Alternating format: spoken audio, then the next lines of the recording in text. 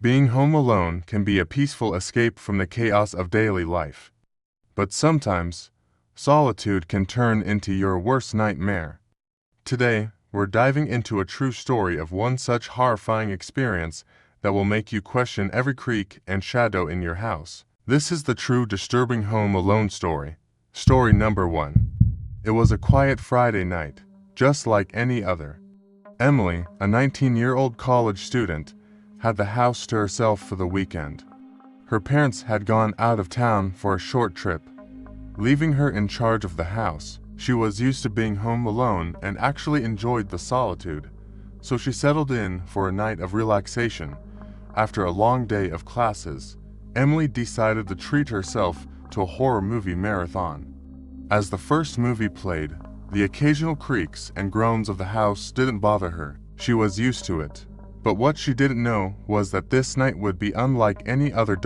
It was around 11 p.m. when Emily noticed something strange.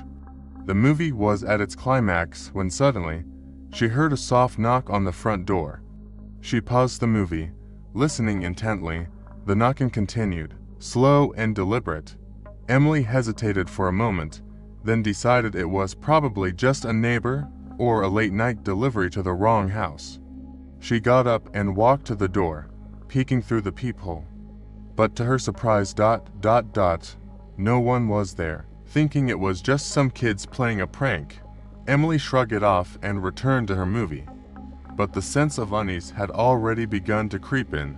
About half an hour later, just as Emily was getting back into the movie, the knocking returned. This time, it was louder, more insistent. She felt a chill run down her spine as she paused the movie again, staring at the front door. Emily decided to check the door again, but first, she grabbed her phone and texted her parents, asking if they had sent someone over. They hadn't. She felt a pit of anxiety form in her stomach as she approached the door once more. Peering through the peephole, she saw nothing. The porch was empty. Her heart pounded in her chest. She double-checked the locks on the door and every window in the house, making sure everything was secure. But even as she tried to convince herself it was just her imagination, a deep sense of dread settled over her. The hours dragged on, and Emily struggled to shake the feeling that something was terribly wrong. She tried to distract herself with more movies, but she couldn't focus. Then, just as she was beginning to relax, she heard it again. But this time, it wasn't coming from the front door. It was coming from the back of the house. Emily's breath caught in her throat. The knocking was now coming from the back door, louder and more frantic. Her hands shook as she slowly made her way to the kitchen, where the back door was located. She flipped on the light, illuminating the backyard. But when she looked out the window, her blood ran cold. Standing just beyond the glass was a figure, barely visible in the dim light, staring back at her. It was a man, tall and thin, his face obscured by the darkness. Emily screamed and stumbled back, her mind racing. Who was this person, and why were they trying to get into her house? She fumbled for her phone, dialing 911 with shaking hands. The police arrived within minutes, but by the time they got there, the figure was gone. They searched the property and the surrounding area, but found no trace of the mysterious intruder. Emily was shaken to her core, but the officers assured her they would patrol the neighborhood for the rest of the night. That night, Emily couldn't sleep. Every little noise sent her heart racing, and she kept replaying the terrifying encounter in her mind. The police never found the man, and Emily never found out who he was or what he wanted. But from that night on, she never felt safe being home alone again. Story number 2. Jake was 22, living in his first apartment in a small, quiet town. It was a modest place, nothing fancy, but it was his. After a long week of work, he was looking forward to a weekend alone. His roommate had gone away for a family event, leaving Jake to enjoy some much-needed peace and quiet. Jake wasn't easily spooked. He was the kind of guy who loved horror movies and ghost stories. So, on that particular Friday night, he decided to order some takeout, crack open a beer, and binge watch a few horror films. The night started off perfectly until something unexpected happened. It was nearing midnight when Jake first heard it. A faint noise, like the sound of something tapping against the window. He paused the movie, listening closely, but after a few seconds, the sound stopped. Jake shrugged it off, thinking it was probably just the wind or a tree branch. Relaxed and unfazed, Jake resumed his movie, dismissing the noise. But the silence didn't last long. Moments later, he heard it again, this time louder, a distinct tapping sound, like someone was deliberately trying to get his attention. Jake got up and walked to the window, peering outside. The street was quiet, deserted.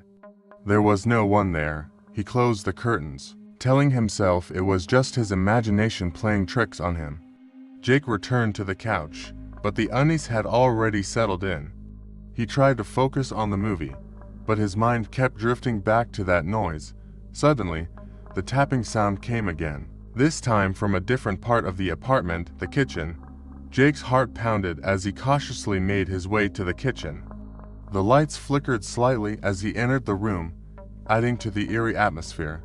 He searched for the source of the noise, but everything seemed normal, until he noticed something strange on the kitchen floor. At first, he thought it was just a shadow.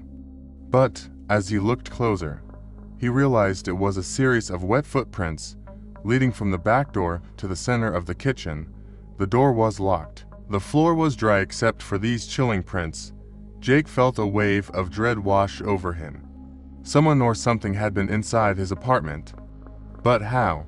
And more importantly, where were they now? His mind racing, Jake grabbed a kitchen knife, his heart pounding in his chest.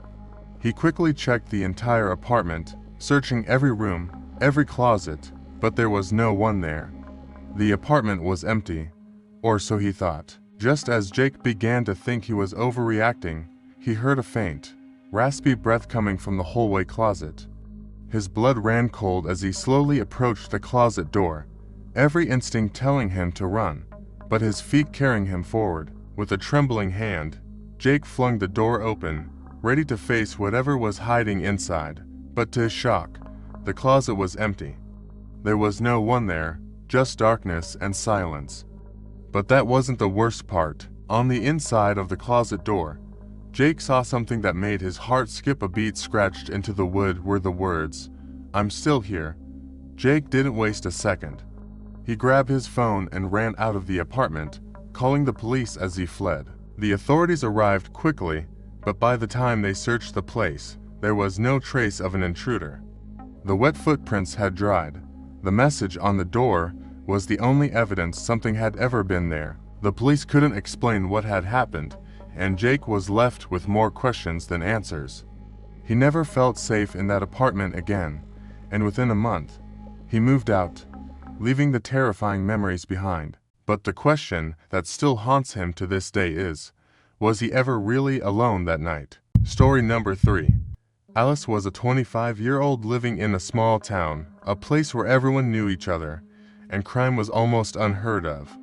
She had recently moved into her own apartment, a quaint little place on the edge of town.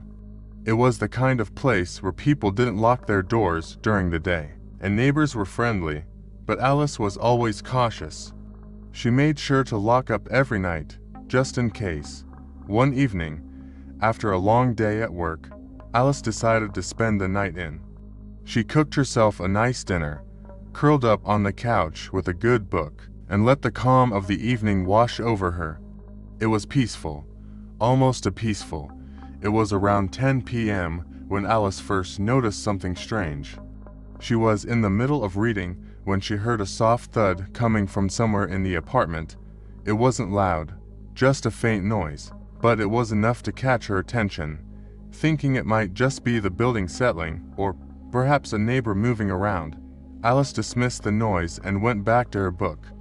But she couldn't shake the feeling that something was off. The silence of the apartment began to feel oppressive, and every little noise seemed amplified in the stillness of the night. About an hour later, as Alice was getting ready for bed, she heard it again. This time, the sound was louder, a distinct thud, followed by the creaking of floorboards. It sounded like it was coming from the hallway just outside her bedroom. Her heart raced as she slowly made her way down the hallway. The apartment was dark, the only light coming from the moon shining through the windows. As she approached the living room, she noticed something that made her blood run cold. The front door, which she was sure she had locked, was slightly ajar. Alice's mind raced. Had she forgotten to lock it? Was it just the wind? But then she remembered the sound of footsteps, the creaking floorboards. She wasn't alone in the apartment. Someone had been there, maybe they still were. Trying to stay calm, Alice grabbed her phone and dialed 911, whispering to the operator about the strange noises and the door. The dispatcher assured her that the police were on their way, but those few minutes felt like an eternity. As she waited, every creak, every shadow seemed to come alive with menace. Then, just as she thought things couldn't get any worse, Alice heard something that made her heart stop. A low, raspy breathing coming from the closet in the hallway. She froze, her eyes wide with terror as she stared at the closed closet door. The breathing grew louder, more labored, as if whatever was inside knew it had been discovered. Every instinct told her to run, to get out of the apartment, but her feet felt rooted to the spot. The police were on their way, but would they arrive in time? The door slowly began to creak open, and Alice's blood ran cold as she saw a dark figure emerging from the shadows.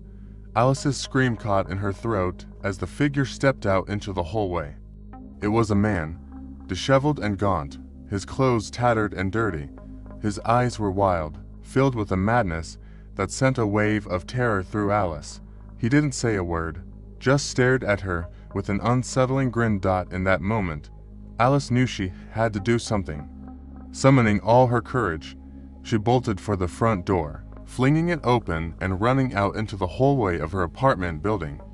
She didn't stop running until she was outside, in the safety of the street lights, where she finally collapsed in tears. The police arrived moments later, but by the time they searched the apartment, the man was gone. They found signs of forced entry, and it became clear that the intruder had been hiding in her apartment, watching her, waiting for the right moment to strike. But the most chilling discovery was yet to come. When they checked the closet where the man had been hiding, they found a makeshift bed, a pile of blankets, empty food wrappers, and a small notebook.